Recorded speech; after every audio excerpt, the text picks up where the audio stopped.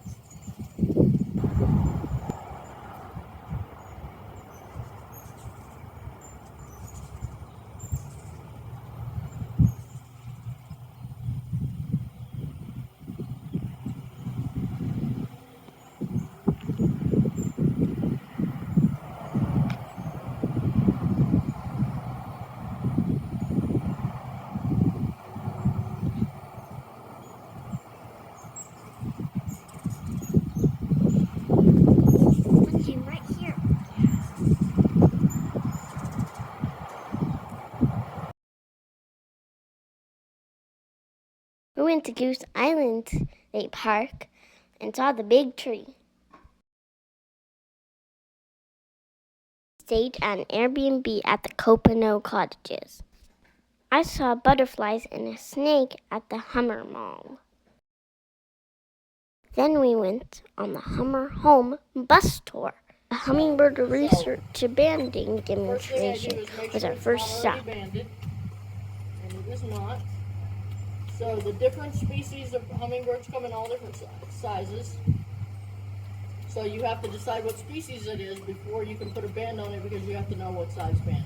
So I can be 99.9% sure that every bird I'm going to take out of these bags is going to be a ruby throat, and this one is. But then for ruby-throated hummingbirds, females are a little bit bigger than males, so they get a bigger band. So I have to know if it's a male or a female before I can put the band on it. So I got to look at the bird. First I look at the throat. This one's throat is really white. You can see it doesn't have any of the red feathers that an adult male would have. I can tell it's a young bird because you guys probably won't be able to see it, but the feathers all have this buff edging on them. That's a sign of a young bird. So a young bird meaning that it was hatched somewhere in the eastern U.S. or Canada this past summer. So the only age we can do on hummingbirds is if it's a bird that got hatched this year, or if it was a bird that was hatched in a previous year. So if it's hatched in a previous year, it could be 1 year old, it could be 2, it could be 3, it could be 4. We can't tell. We can't tell beyond that, that it's just older than a year. So this is a young bird. Just to make sure, I'm pretty sure it's a female, but just to make sure, I'm going to look at the shape of a feather on the wings. So this feather right here, if you can see that, it's rounded on the end. So that tells me it's a female.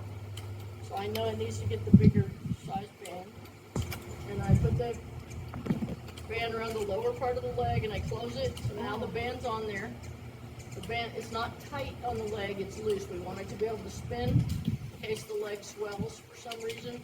So it's the perfect size so it can spin on the leg but not slide off of the foot. We obviously want to stay on the bird. So now this bird is banded, and I'm going to take some measurements. First we measure the wing.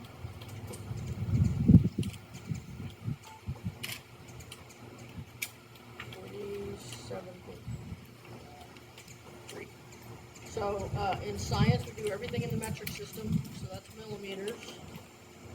Measure the tail. 6. So you can see since this is a female, it has white on the outer tail feathers. An adult male does not have white. A young male will have white, but not an adult male. And we do have an adult male to show you. Okay, so now I'm going to measure the bill.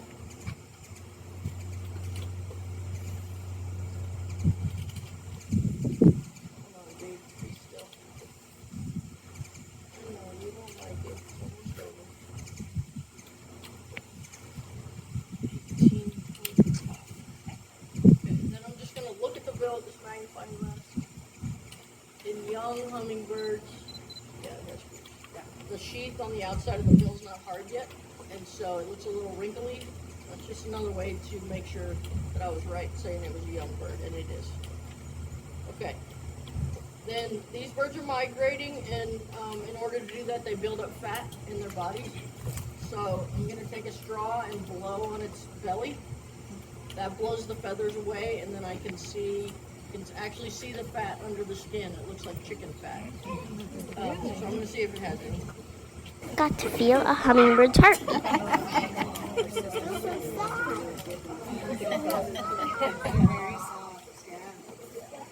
The male mates with the female, and then he leaves to go find another female, and the female builds the nest. Got to help release a banded hummingbird. Okay. All right. You ready? You feel him?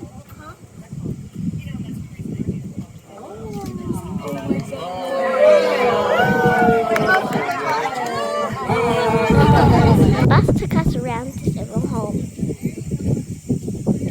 Got to see so many ruby-throated hummingbirds migrate through.